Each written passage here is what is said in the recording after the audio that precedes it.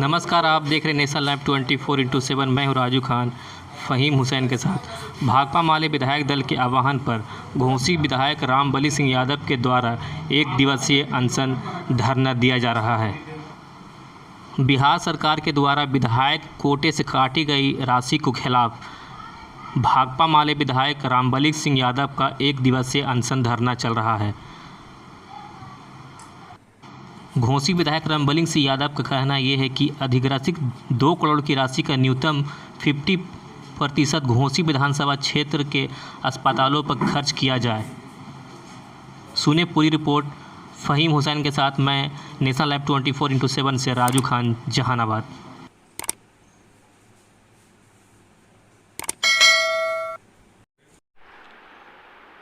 सलाम, आदाब, नमस्कार। मैं हूं मोहम्मद फ़हीम हुसैन। आप देख रहे हैं नेशनल लाइव 24x7। आज हमारी मौजूदगी जहानाबाद के माले ऑफिस में है और यहां पे जहानाबाद के घोसी विधायक रामबली सिंह यादव 1 दिवसीय अनशन पे बैठे हुए हैं। और आइए आपको ले चलते हैं रामबली सिंह यादव जी के पास, आखिर उनकी सरकार से क्या मांगे हैं। सर, आपका नेशनल लाइव 24x7 में स्वागत है।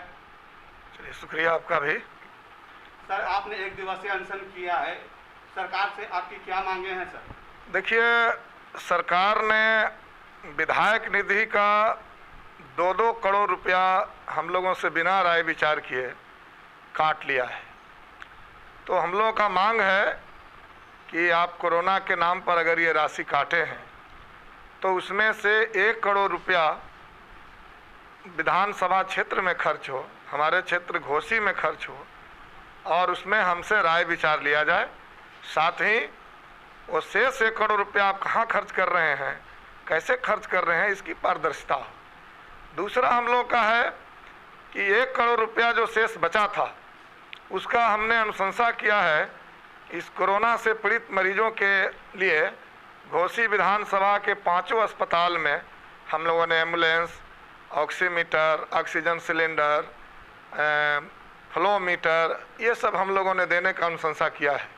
लेकिन काफ़ी समय बीत जाने के बाद भी आज तक अस्पतालों को ये जो है संसाधन उपलब्ध नहीं हुआ। और इसीलिए आज हमारा मांग है कि जब कोरोना है, इतना खतरनाक बीमारी है, तो आप सरल तरीके से और जितना जल्दी हो सके आप एम्बुलेंस और अन्य जो उपकरण है वो अस्पतालों को उपलब्ध कराएं ताकि मरीजों के काम आए। तीसरा हमारा मांग है कि एम्बुलेंस, अभी पोल खुल गई है कि माननीय विधायक, सांसद जो सरकार में हैं उन लोगों के मद से जो एम्बुलेंस खरीदा गया है वो कहीं ईंटा उस पर ढोया जा रहा है, कहीं बालू ढोया जा रहा है। तो सरकार बिहार में तमाम माननीय सदस्यों द्वारा खरीदे गए एम्बुलेंसों का श्वेत पत्र जारी करे और बताए कि वो एम्बुलेंस किस स्थिति में है, किस तरह से वो संचालित हो रहा है। ये हम लोग का मांग है। साथ साथ अभी हम घोसी विधानसभा के जब अस्पतालों में घूम रहे थे तो हम लोग देख रहे हैं कि सफाई कर्मचारी जो स्कूल अस्पतालों में सफाई करते हैं लोग, वो छोटे से मानदेय पर कार्यरत हैं और उनका मानदेय अभी 17-18 महीना से लंबित है। हमारा मांग है कि उनको जो है ये मानदेय भुगतान किया जाए, ये प्रमुख मांग है। सामुदायिक किचन के बारे में जो खाना खिलाया जा रहा है गरीबों को, वो कहाँ तक के आप इसको मानते हैं कि ये बेहतर है और इसमें सारा सिस्टम जो चल रहा है बहुत बिल्कुल अच्छे तरीके से चल रहा है? देखिए, सबसे पहले तो ये हम ही लोगों के पैसे से चल रहा है। फोटो भले ही यहाँ सरकार और सरकारी पदाधिकारी खिंचवाएं, लेकिन ये जनता का पैसा है।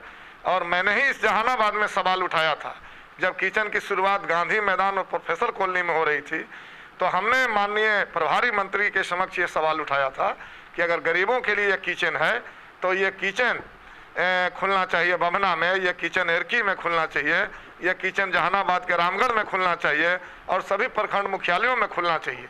तो इस तरह से किचन खुला है। अभी हम उसका मुआयना नहीं किए हैं और पदाधिकारियों के मुंह से सुन रहे हैं कि बढ़िया चल रहा है। हम लोग इसका भी मुआयना करेंगे। सर, जिस तरीके से ऑक्सीजन की बार बार ब्लैकमेलिंग की जा रही है और उस पर अभी तक जिला पदाधिकारी ने कोई शिकंजा नहीं कसा है, इसके बारे में आपका क्या कहना है? देखिए, ये तो है ही, पूरी जो अस्पताल का व्यवस्था है वो चरमराया हुआ है और इसीलिए ऑक्सीजन की कमी है, वेंटिलेटर की कमी है। हम लोगों ने जहानाबाद में वेंटिलेटर पर सवाल उठाया था कि वेंटिलेटर चालू नहीं है।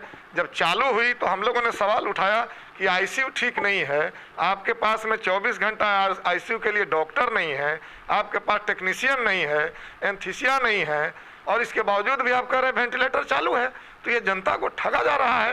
मंगल पांडे ने कल के अखबार में, परसों के अखबार में ये बात आई, मंगल पांडे ने स्वीकार तो किया ये सब कमी है, लेकिन इसका व्यवस्था करने के बजाय मंगल पांडे स्वास्थ्य मंत्री ने ये पूरी वेंटिलेटर को कई जिलों से मंगा लिया गया पटना में, और उसको निजी अस्पतालों को दे दिया गया जहां गरीबों से मोटी रकम वसूल की जाती है। और इसीलिए हम लोग पूर्व में भी मांग किए थे कि स्वास्थ्य मंत्री को बर्खास्त करना चाहिए।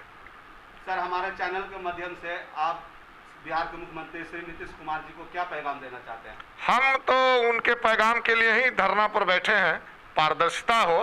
पिछले दिन कोविड काल में केयर फंड के नाम पर काफ़ी पैसा लिया गया, विधायकों से भी काटा गया, विधायक मुक्त की राशि काटी गई, उनका वेतन से काटा गया, लेकिन कहीं उसका आता पता नहीं चला किस रूप में खर्च हुआ, कहाँ खर्च हुआ। और इसीलिए हम पैगाम दे रहे हैं, उनको संदेश दे रहे हैं, बता रहे हैं कि इस बार पूरी पारदर्शिता हो, आप कहाँ खर्च कर रहे हैं, किस रूप में खर्च कर रहे हैं, और अस्पतालों की व्यवस्था को आप सुदृढ़ करें। जो टीकाकरण है, आपके केंद्रों पर टीकाकरण गायब है, आपको टीका देने का पूरा नियत नहीं है लोगों का। और इसीलिए कभी तो आप बोलते हैं कि 14 बरस से 45 वालों को मिलेगा, कभी कहते हैं आपके 45 से ऊपर वालों को मिलेगा। क्यों इस तरह की आहारता होगी? सभी लोगों का टीकाकरण हो, कैंप लगाइए, आप पंचायत स्तर पर, गांव स्तर पर कैंप लगाइए और सभी लोगों को टीकाकरण कराइए। तो ये संदेश है मेरा। सर, कोरोना काल में आप अपने जहानाबाद वासियों को क्या संदेश देना चाहते हैं? उनको किस तरीके से आप कहना चाहते हैं कि वो अपने घरों में रहें? हम संदेश देना चाह रहे हैं कि जो भी संसाधन है, कोरोना खतरनाक महामारी है, और इसीलिए जितना संभव हो आप सावधानी बरतिए। आप गैर जरूरी अनावश्यक रूप से भीड़ भाड़ वाली जगह पर न जाएं, भीड़ न लगाएं, और टीकाकरण को आप अपना अधिकार समझें। आपके पैसे से ये टीकाकरण हो रहा है, और इसीलिए अधिकार के रूप में आप अपने अपने अस्पतालों में जाकर के आप टीका लगवाएं। बहुत से टीका लेने वाले सर डर रहे हैं, शायद टीका डुप्लीकेट हो जाए, टीका लेने के बाद कुछ दिन के बाद मतलब देखिए, इस तरह का अफवाह पिछले बार भी जब कोरोना हुआ तो अभी हम लोग देख रहे हैं कि दुनिया के तमाम देशों ने उससे सबक लिया और अपने अपनी स्वास्थ्य व्यवस्था को सुदृढ़ किया। लेकिन हमारे देश में पिछले बार के कोरोना संकट में भी अफवाहों पर ज़्यादा जोर दिया गया, अवैज्ञानिक अफवाह ज़्यादा फैलाए गए, और उसका असर आज भी है।